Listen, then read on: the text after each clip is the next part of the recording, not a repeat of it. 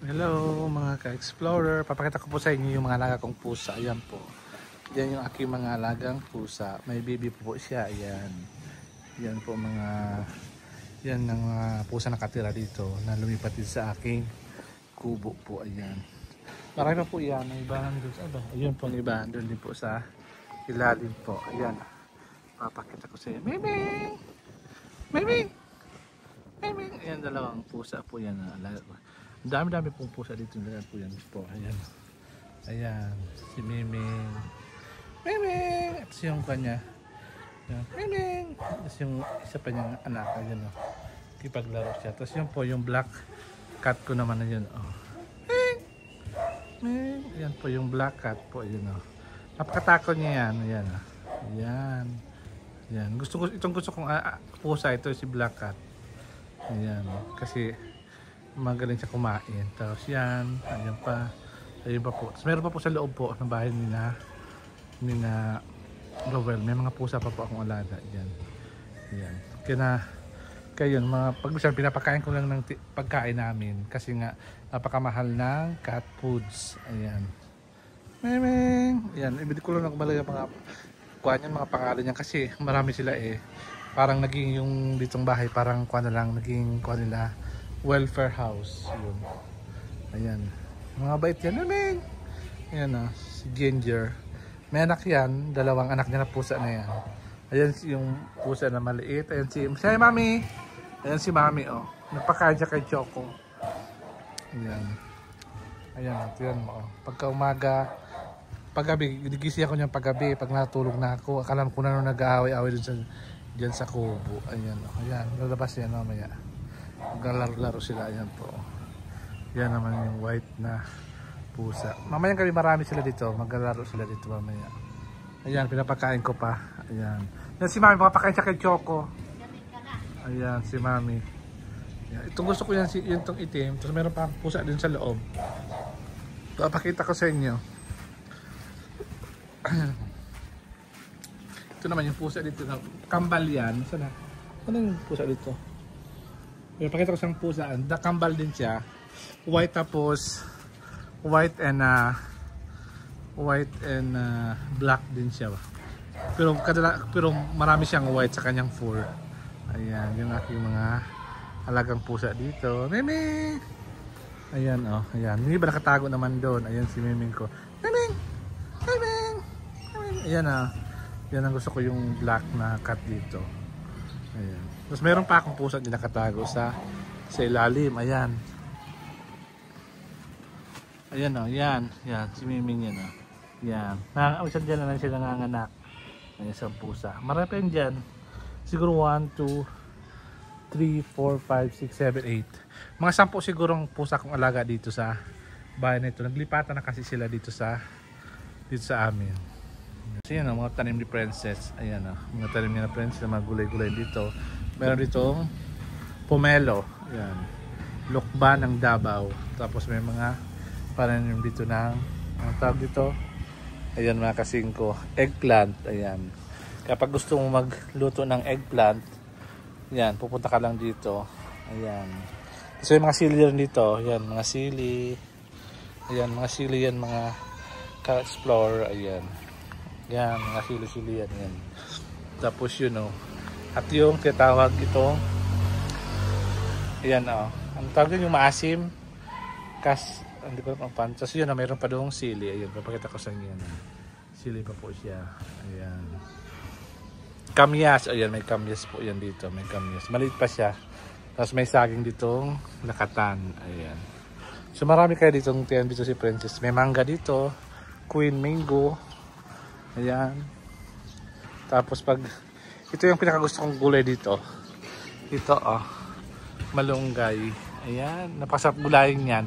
Minsan isang araw mag-vlog ako, lulutuin ko ay malunggay para makita nyo. Pakasin ko. Tapos ito, siling labuyo. Ayan. Ayan yung siling labuyo. Yung tanim rin siyempre sa mga kuha dyan, ornamental plants. Oh. May pagkain, tapos may mangga, tapos ito oh. Elephant ear, papakita ko sa inyo. Ayan. Si Miming yan. Itong elephant ear, ayan. Yan, elephant ear. Tapos meron kami itong oregano. Yung magaling mag-oregano, ayan, oregano. Tapos yung ito, yung ang kanyang kinakain ng kanyang unod. Yung ilalim niya root crops, kinakain yan. Ayan. Gabi. Tapos lemongrass o tanlad, atis, at ito. Itoong para siyang olives. Ayan, hindi ko alam tawag sa kuha na to. Sa halaman na to. Ayan mga kasingko. Tapos papakita ko rin sa inyo yung Diamond Princess, itong yan mga cactus. Ayan. Horsetail, snake tail yan, mga ganun. Tapos ito, yung $1 million plant. $1 million plant ba tawag dyan? Tapos meron din dito, madamo na kailangan siguro tanggalin lilisin na to. Tapos ito, kanyang African talisay. Ayan po. Tapos yung calamansi na may caterpillar. Ayan, yung uod na caterpillar. Kinakain niya kasi yung dahon. At napakita ko rin sa inyo sa dito. Ito, meron din dito mga halaman. Ayan, ayan ang tawag dito. So ang tawag dito ay anong tawag dito? Bougainvillea. Ayan. Tapos yung birds of paradise, different types of cactus. Ayan. Tapos yung kalimutan ko ng pangalan itong nagbubulak lang siya ng iba't ibang kulay. Tapos ayan. Tapos ito yung napaganda niyang African talisay na variegated na napakamahal to. Siguro mga pagbibili ka ng ganito mga 15,000 na ganyan yung kalaki taas. Ayan, tapos ito yung variegated rin na yucca. Ayan, ito. Ayan, ito lang po. Tapos ito CR ko. Diyan ako nag-CR. At iba't ibang klase yung mga snake plants. Ayan, tapos may bromelia doon sa dulo. Ayan, nakita niyo yun. So ito lang mga kasi yung ginagawa ko dito pag may oras ako. Pagkatapos kumain, paggabi lakad-lakad ako dito para yung kinain mo matulog agad. Lakad-lakad lang dito. At napakakuha dito, napaka-tranquilo dito. Tapos hindi maingay. Masarap maglakad-lakad. Ayan, si Miming, yan mga pusa ko, ayan. Pagkatapos nila kumain, ganyan na sila. Tapos yung isang maliit na kitten, yun o. Ayan yung kitten, nakakatawa yun o. Ayan. Nagkipaglaro kay mama niya. Yung nanay niya yan. Tapos yung tatay niya yan po. Ayan yung isa naman. Ito o. Pero siya yung matakaw. Pupasok lagi sa kwarto ko, kumakain ng tinapay. Isa yung tinapay kong tinago, kinain na niya. Tapos binigay ko lang sa kanila. Kasi nga diba nagutom. Kasi nga siyempre, ikaw ba nang pakain ng 10 pusa dito sa bahay ni Rowell? Siyempre, mahirap rin magpakain pag ito karaming pusa. Ayan. So, dito lang pa ako sa garden. Gatambay pag ako ay naiinip. At ayan o. So, ito yung papakita ko sa inyo yung aking bahay. Papakita ko sa inyo sa welcome to my home. Ayan po. This is home. This house.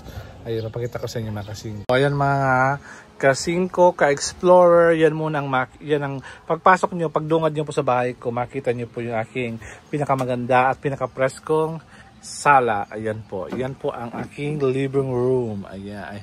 Living place o sala o salon sa Espanyol. Ayan. Diba? Di pa siya, babaguhin ulit natin yan ng barnes. Panagkapera ulit tayo. So, ayan. Ito naman pong aking dining hall. Ito yung dining hall. Ayan, chocolate. Ayan yung, ang tag dito. Kinakain minsan, Oraro cookies. Tapos may 2 avocado. Galing po yan kainin ng mamaya. Titirahin natin yan. Kainin. Kasi good for may mga matataas ang sugar.